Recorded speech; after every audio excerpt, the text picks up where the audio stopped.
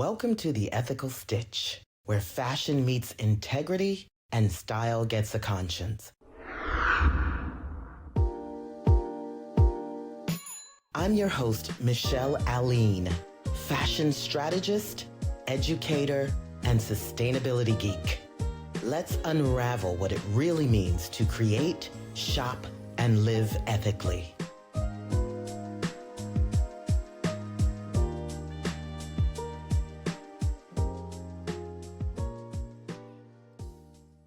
All right. What's up, Stitch Mob?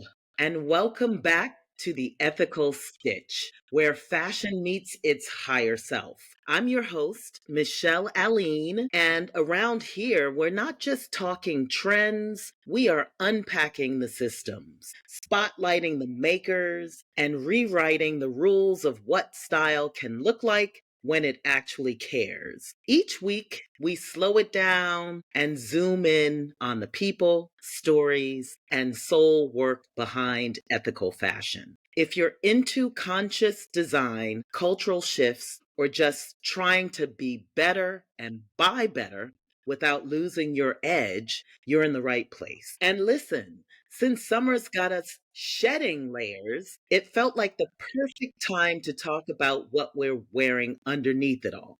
Because lingerie, swimwear, the things closest to our skin, speak volumes about what we value. Today's guest is proof that sustainability can be soft and sharp, beautiful and bold, and she's out here making ethical fashion feel like a full vibe. Meet today's guest, Chloe Grant. And let me introduce her. I love her cred. She's a designer, editor, and sustainable fashion advocate who's not here to play nice with fast fashion. She's the founder of Making Sustainability Sexy, a weekly newsletter that's as sharp as it is necessary for the intimates industry. And she's also the editor-in-chief of People Over Product, a publication that's less glossy and more grounded, offering an honest look at how fashion can do better by people and planet.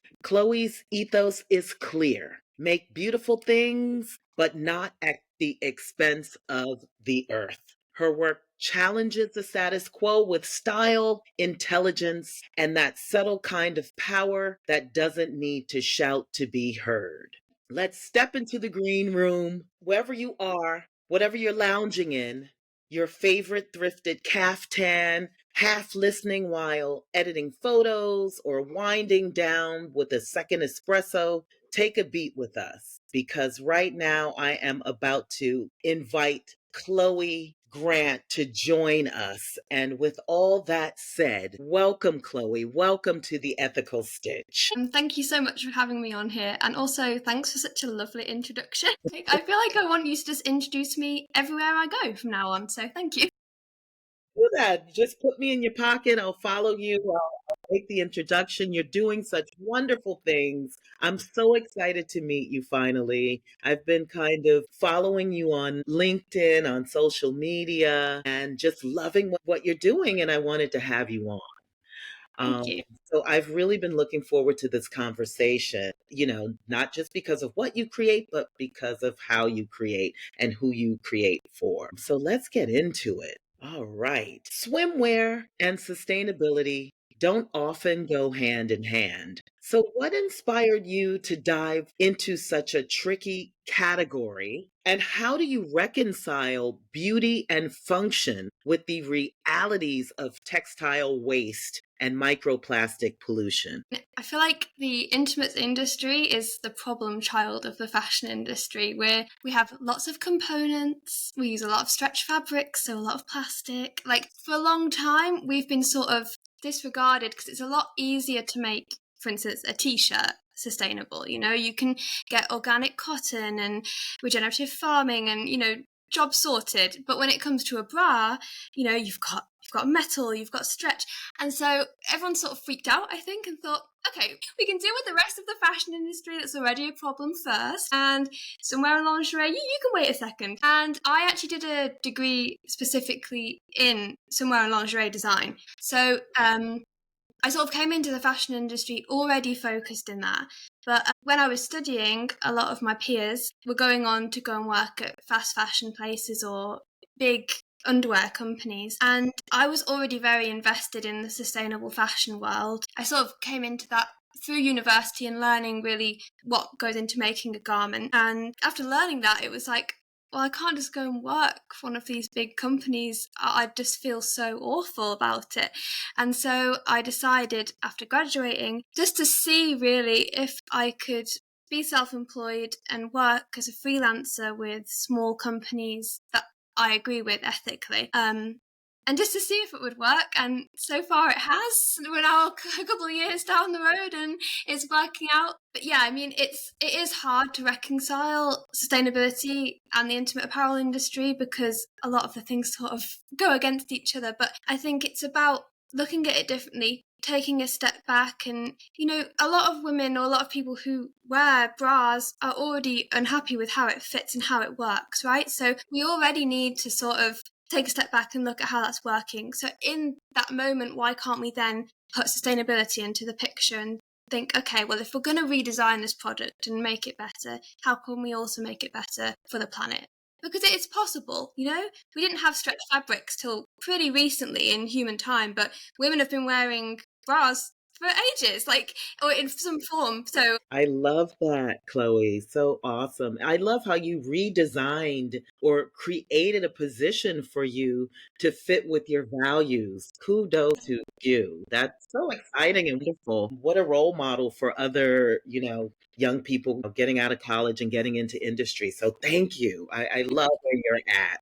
Being in both editorial and design, how do you navigate the pressure to market newness while holding space for sustainability, which often resists that pace of newness? So yeah, working editorial work, first thing I'll say is People Over Product magazine is no normal fashion magazine. It's not like Vogue. You're not going to open it and every second page is adverts. We don't really have any advertising. And if we do include a brand, it's because we've really looked into it and we really support it and we want to put it out to our readers. So that's one easy way, right? Not constantly be pushing newness. We focus more on fashion, introducing people to sustainable fashion, and we have a great stylist who pushes people to look at their own wardrobes and fall in love with stuff they already own. We don't define fashion as, constant newness, new trends, new catwalk stuff. It's not about that. It's about going into your own wardrobe and loving that. That's fashion. Your own personal style, that's fashion. And that's how I kind of wanted to redefine it. And even when I'm working with clients and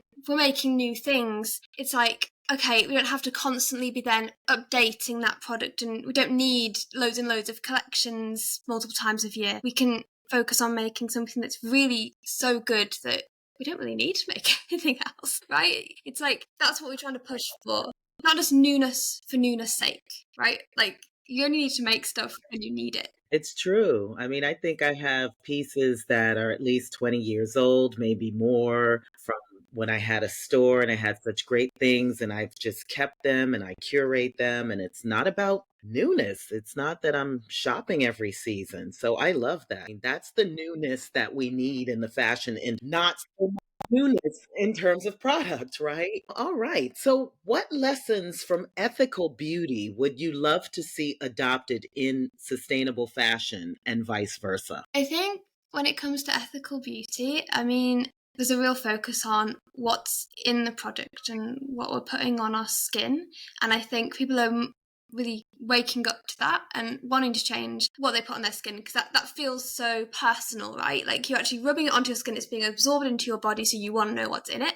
And I think if that Yes. thought process was then also applied to fashion, especially intimate apparel, it's against your skin and intimate areas of your body. You don't want plastic there, right? You want that to be a natural fiber. And so I think that sort of thought process and mindset of I kind of want to know what's in this, and before I put it, it's going to be inside me. Like, that's something people should care a lot more about, I think, right? You wouldn't sit down and eat plastic, but then you're going to rub it on your body or wear Right. stuff. It's absorbing into you. Like, I mean, we've all seen and heard about Exactly. the microplastics that are like attacking us all, right? And I think sometimes you run the risk of people thinking you're sort of a conspiracy theorist when you say these things, but like it's science. They found it in our bodies, and anything we can do to reduce that is good. Yes, I am with you there. Oh my goodness. It makes me think about the dyes, right? Dyeing Yeah. apparel and intimate swimwear. I mean, please, can we get some natural, non-toxic, ways to color or Yeah. not wear color? I don't have a problem Yeah. with muted tones. Do you, Chloe? No, definitely not. It's like I'd rather that All than based. something toxic, right? True. Yeah. All right. Let me ask you this. What's the most absurd sustainable claim you've seen in the lingerie or swimwear space? A bonus points if it includes recycled bottles. I mean, yeah, it was going to go straight to recycled bottles. I think anyone who claims that they're making, oh, it's made from recycled materials, it's like, okay, that's good. On the surface, that sounds great. But let's dive into it a bit more. It's like, if it's made from recycled bottles that could have been recycled to make more plastic bottles and kept in a circular loop, but you've taken them out of that to make a fabric that now can't be turned into anything else, and you've ended that chain with a swimsuit that might be worn 2 summers maximum, right? Like, you're not really helping. And I think that's part of what I'm trying to do with like the Making Sustainability Sexy newsletter, and hopefully someday that will grow into an intimate apparel industry tool and an online community. That's the goal. Fingers crossed. Is trying to explain stuff like that to people, because I think they think they're doing something good, and in a way they are. They're talking about sustainability, they're getting it out to more people. That's fabulous, keep doing that, but understanding that just because a fabric has recycled in front of its name doesn't necessarily mean it's the best choice. So yeah, I think plastic bottles being recycled into fabric have a lot to answer for. True. I mean, I've seen some of the processes. It doesn't look too clean, but that's another. If you could ban one fabric from the fashion industry forever, what would it be and why does it deserve exile? I think kind of continuing on from the plastic bottles kind of talk, it kind of ties into that. So I think anything that's a polyester blend, if it's completely 100% polyester, I mean, it's not great and I kind of hate it, but at least it could potentially be turned into something else. But it's when people, again, they think they're doing something good by it being 70% virgin polyester and 30% recycled. And it's like, oh, okay, it's greenwashing all over, because someone will see that and be like, oh, okay, this is better than me buying something that's, 100% virgin materials. But that thing that's made from 100% of something, once we've got the technology and it's widespread, could potentially be then made into something else. Something that's a 70-30 mix, it ends there. Well, currently we haven't got the technology to make it then into something else. And it's like, yeah, it's greenwashing tactics often used by fast fashion brands, right? And it's Yes. damaging, very damaging. So damaging. Boy, we need to just tear it down and rebuild it. I'm on your train. You're UK based. I think it sounds obvious to some of us, right, listening. But sustainability is a global concern. How do you approach design with both local responsibility and global impact in mind? So locally, I often encourage my clients who are typically UK based, to be honest. I mean, I have worked with international clients, but if they're UK, I try and use local manufacture, especially for samples, because, it saves a whole lot of carbon emissions if you're stopping it from traveling half around the globe. Particularly with lingerie industry, it's very much based in China. So if I can at least try and get part of the process or the entire process, not half around the world in Asia, that's a thumbs up for me. But then also obviously, yeah, trying to get that message out globally. The magazine team, we're based all over the world. We've got team members from the UK, obviously there's me, there's a couple of us from here. There's Canada, America, South America. One of the women who Awesome. is currently living in Britain, she's originally from Norway. So we've got kind of, obviously it can still be improved, there still need voices from other countries, but we tried not to just concentrate it in one place and for it to sort of be a place for people all over the world to have their chance at speaking about Great. sustainability. And yeah, I mean, I love focusing on local projects as well. I mean, Sustainable Fashion Week in the UK is getting bigger year by year, and I'm involved in a community that sorts that out in Birmingham, which is where I'm from in the UK. So that's like local events and stuff like that. And I recently did a postgrad course on climate literacy in Birmingham, and we went round and saw all these little sustainability projects, and it really opened my eyes because, I mean, if any of the listeners are from Britain, Birmingham hasn't got like the best rep, and it also is not known as like a fashion capital it by any means. So it was quite eye-opening to see so many innovative grassroots projects and charities doing good things in a place that's not, it's often disregarded as not the greatest place, but it was really lovely to see that local movement towards being more sustainable. And I think often we do think globally because obviously it is a global problem, and you think big, you think, to be able to solve this, I need to get everyone to do this, that, and the other. But sometimes it is just going out into your local community and making a change. And if everyone did that, the world would change, right? It would change globally. That's true. That is true. One step at a time, start right in your front yard, right? Exactly. I love that. Yeah. Let me ask you this. What sustainable materials are most promising for swimwear and intimates, and which are falling short? And can comfort coexist with ethics? I definitely think, yes, comfort can coexist because, I mean, there's technological advances Yay. coming out all the time. Yes, yay! I mean, there's new materials coming out. Lycra have just announced they're going to have a bio-based version of Lycra that is the exact Yes. one-to-one replacement for current Lycra, which is great because if anyone who doesn't work in industry, that basically means that you can put this thread or fibre into the machines that currently run normal Lycra, and it'll run the exact same. So there's no need for anyone to update what they're doing, because that's often an excuse that people give, right? It's like, oh, well, it's too expensive or too much work to change this new material. And in some cases it is. But when brands do stuff like this, I'm like, yeah, you've made it easy. Because I think it's making it easy for people to switch and make better choices is what we need to be doing. And I think that's part of what I'm trying to do, trying to get that information out there so it's easy for people to get access to that information and make a better choice. But yes, back to your original question. So yeah, that Lycra, I think is going to be very game changing, to be honest. Yes. We spoke about recycled materials and them being a bit greenwashy sometimes, but one that is actually good. So Econil, which is, if you see someone saying they're selling recycled somewhere, it's probably Econil. So it's made out of discarded fishing nets and post-consumer plastic waste, I believe. And for a long time, it was kind of a plastic bottles type vibe where people were saying, oh yeah, we're sustainable, we make it out of Econil. And it was sort of like, that's good, but then again, it was that was the end of the line. It can't be turned into anything else. But now Econil have announced they've got a process that can make it completely circular and it can be recycled exponentially. So that is fantastic. Yeah, I mean, I saw that press release come out and I literally screamed yay. I was like, so fabulous. Like, that means that now I can wholeheartedly say, yeah, my clients make actual sustainable somewhere that can be made again and again and again. I mean, we've still got the microplastics in the ocean conundrum, but one step at a time. One step at a time. Oh my God.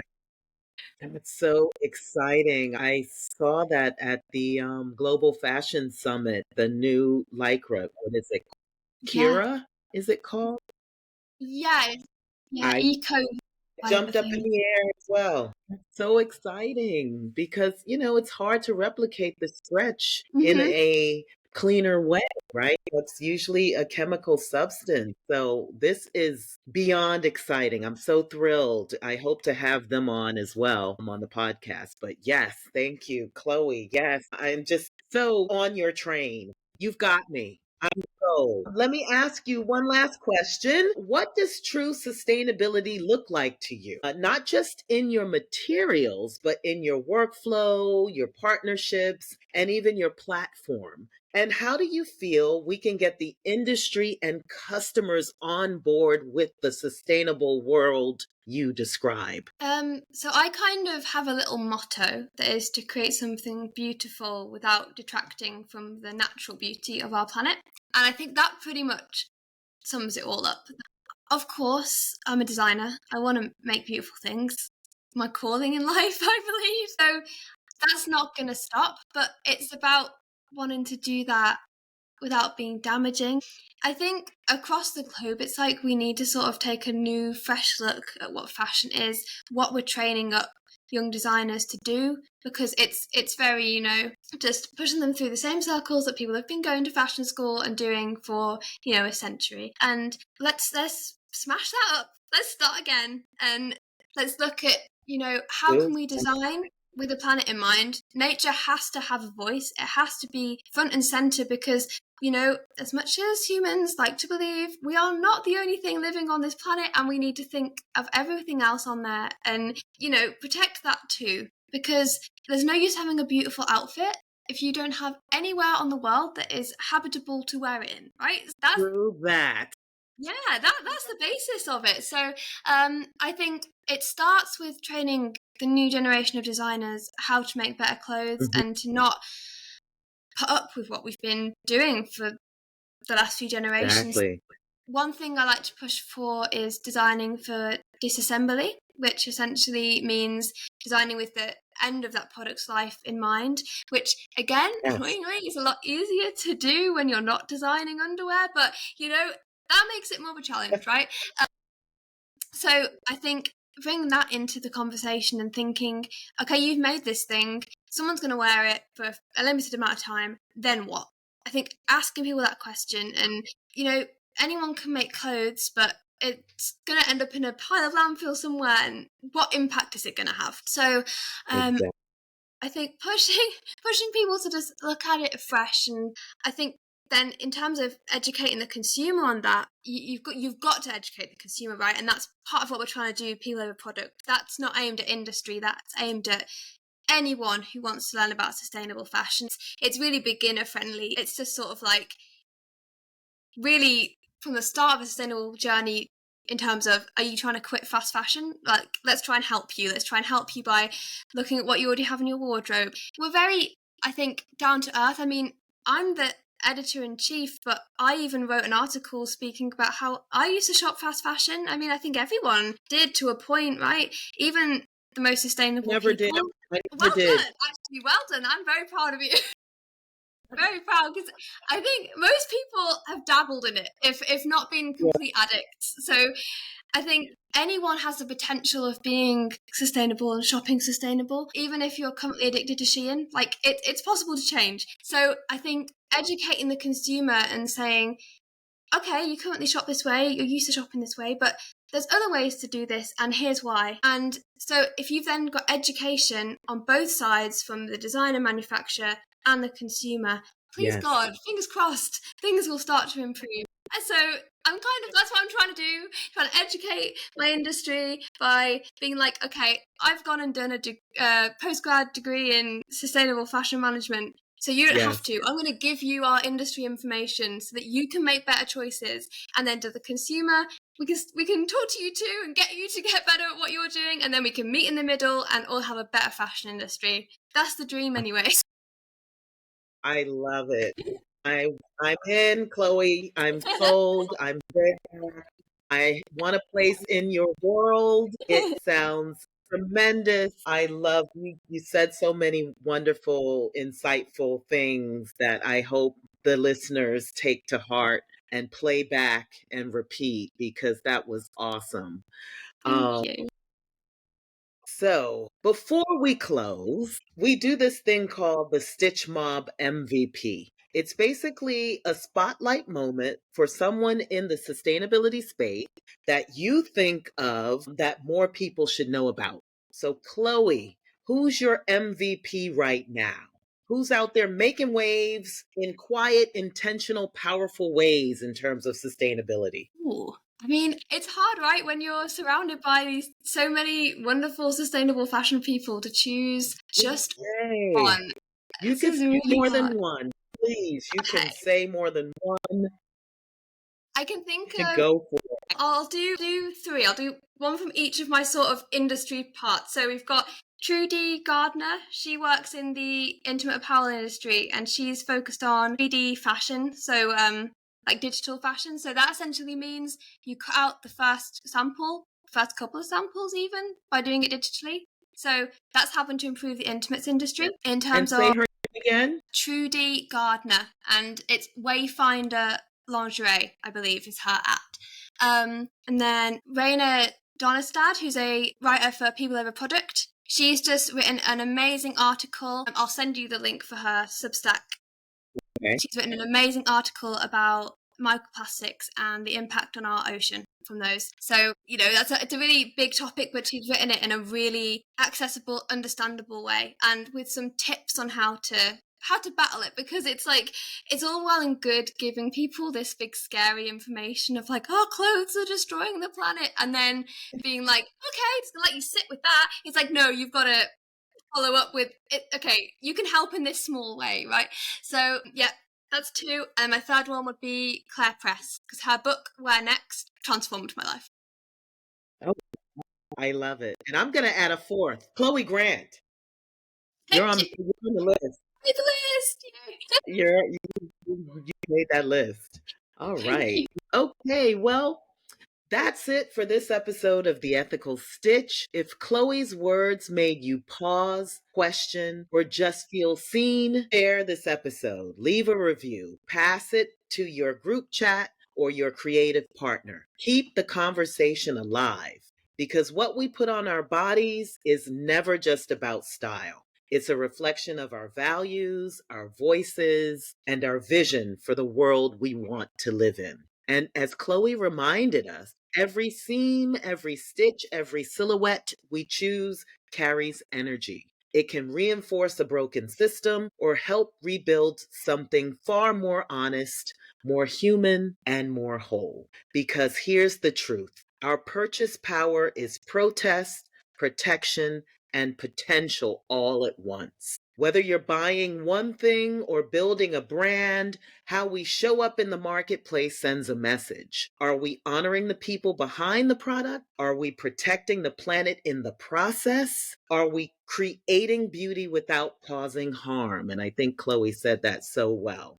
That's the deeper stitch. So as you move through your week, your cart, your closet, your creative work, remember, you're not just consuming. You're choosing, you're shaping, you're leading. And that's quite powerful. Chloe, before we wrap, where can folks follow your journey and stay connected to your work? So you can find me on Instagram at Created by Chloe Grant. That's CHLOEGRANT. And that's also my website name as well. And I also have a Substack. The easiest way to get to that is just to go to my Instagram, click the link in my bio, and that brings up all of my links, including People Over Product magazine I mentioned as well. Fantastic. And as always, you can follow me at Michelle Alleyne Official and on the Ethical Stitch for podcasts and for more stories that keep you inspired, informed, and stitched in. Until next time, everybody, stay grounded,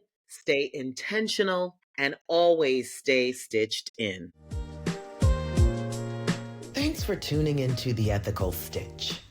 If you loved this episode, share it, rate it, and tag me at Michelle Alleyne Official. The revolution in fashion starts with awareness, and you're already a part of it. Until next time, keep it ethical.